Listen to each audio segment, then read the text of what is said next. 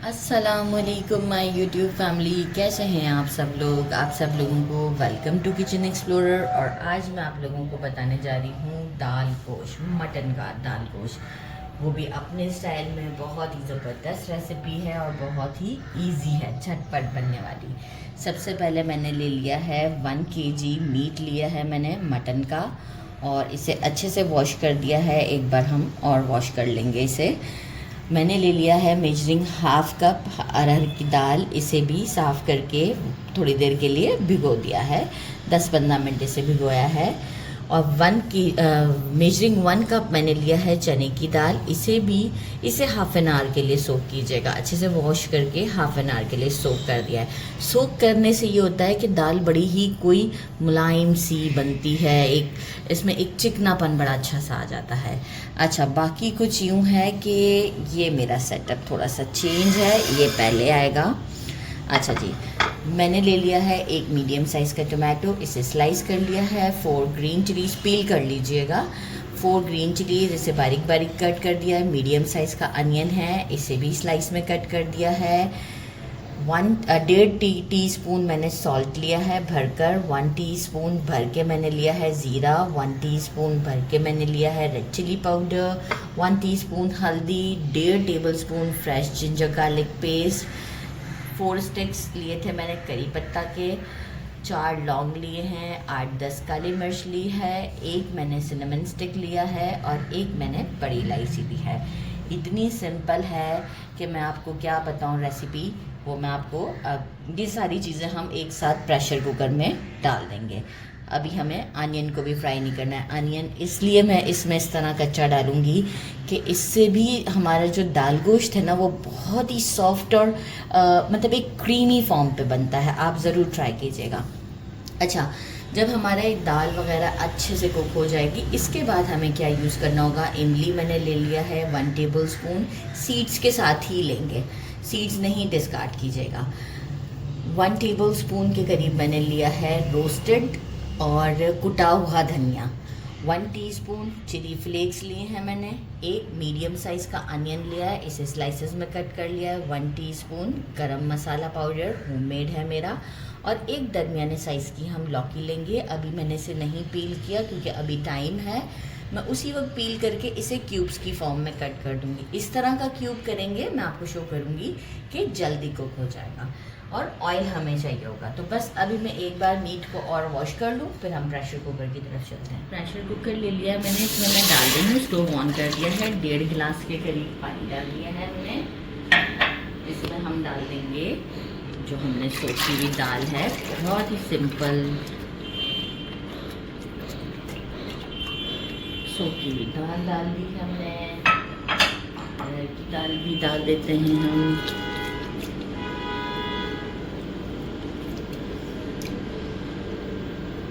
साथ ही में जो है हम गोश्त भी डाल देते हैं।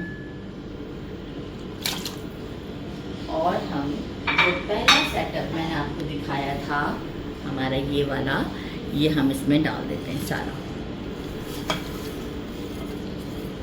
एक अच्छा सा मिक्स देते हैं हम और इसे अराउंड 20 मिनट्स तक हम इसे कुक करते हैं।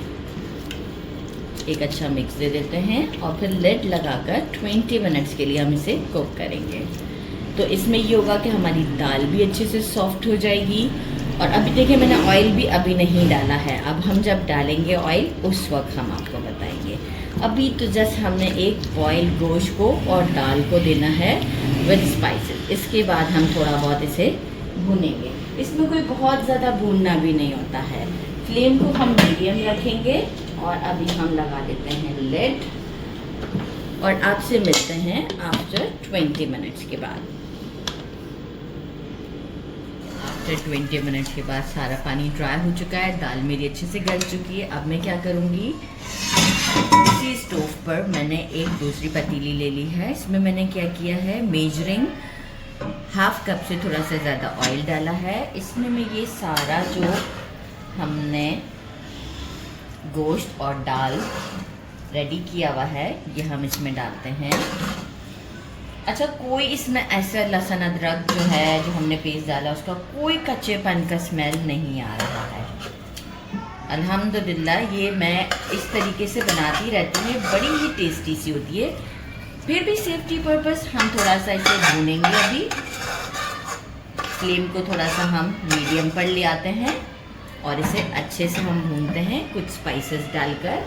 अच्छा, एक चीज़ और मैं बताना भूल गई थी, वो भी मैं आपको साथ में दिखा देती हूँ कि मैंने जो है वो खोपरा, जो हमारा खोपरा होता है, सूखा नारियल और 1 टेबलस्पून जो है वो सौंफ लिया है। इसे मैं थोड़ा सा भून लूँगी। सूखा नारियल अकॉर्डिंग टू टेस्ट आप इतना ले लीजिएगा कि एक हमारा 2 इंच का पीस ले लीजिएगा और इसे पीसेस में करके थोड़ा सा हम इसे भूनेंगे। और अब मैं क्या करूँगी, फ्लेम को करती हूँ मीडियम पर और इसे हम भूनते हैं। थोड़ा सा गर्म हो जाए फिर मैं आपको स्पाइसेस बताती हूँ हमें क्या डालना है। अच्छे से गर्म हो चुका हुआ है। अब हम क्या करेंगे, इसमें डाल देते हैं लौकी। अच्छा, मैंने सीड्स नहीं निकाले थे क्योंकि बहुत छोटे छोटे से थे। अब हम थोड़ा सा इसे भी भूनेंगे। अच्छा, इस तरह से भूनने से ये होगा कि दाल थोड़ा बहुत जो हमें मैश करनी है वो यहीं पर मैश हो जाएगी। बहुत ज़्यादा इसमें हमें मैश भी नहीं चाहिए दाल।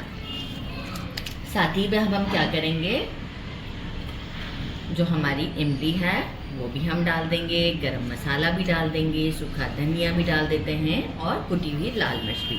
अब जो हमने बचाया वो हमने बचाया अनियन, खोपरा और सौंफ। खोपरा और सौंफ को भी मैं भून के ही आपको डायरेक्ट शो कर देती हूँ और इसे हम पीस लेंगे।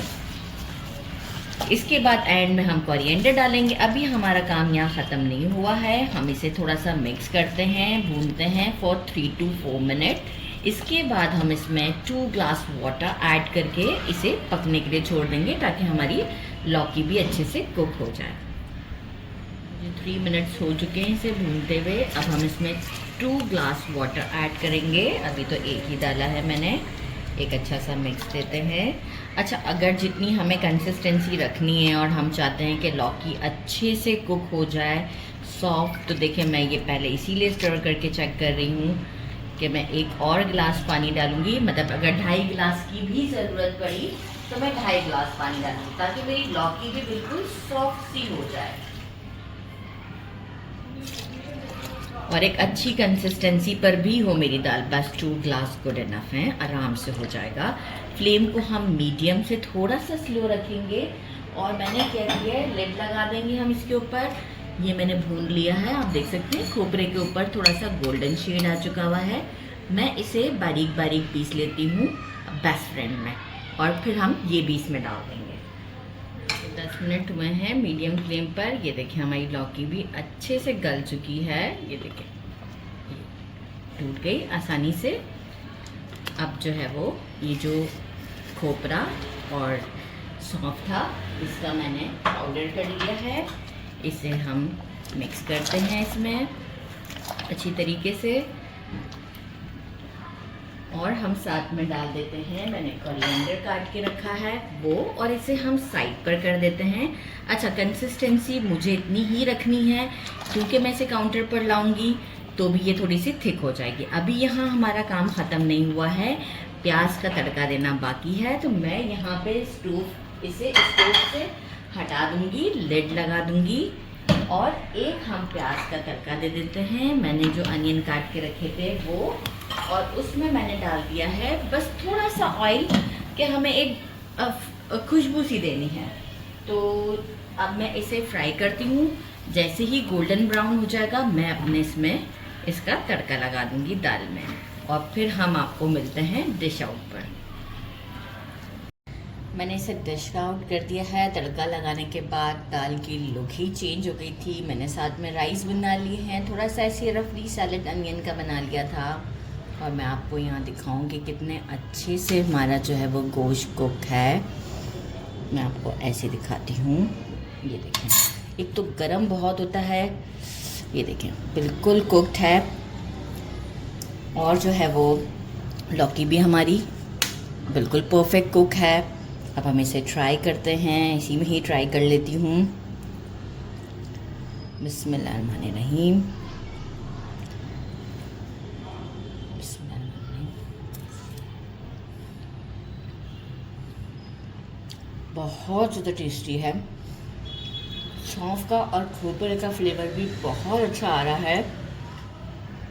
मतलब ज़रूर ट्राई करना बनता है। एक्चुअली इस वक्त गर्म बहुत ज़्यादा है, नहीं तो मैं दूसरा भी बाइट ले लेती, पर जो है वो मुझे थोड़ा सा वेट करना पड़ेगा। लेकिन टेस्ट बहुत ऑसम है, इसे ज़रूर ट्राई कीजिएगा। एक तो सिंपल भी बहुत है। मेरे चैनल को लाइक और सब्सक्राइब करना नहीं भूलिएगा। अपना ख्याल रखिएगा। अल्लाह हाफिज़।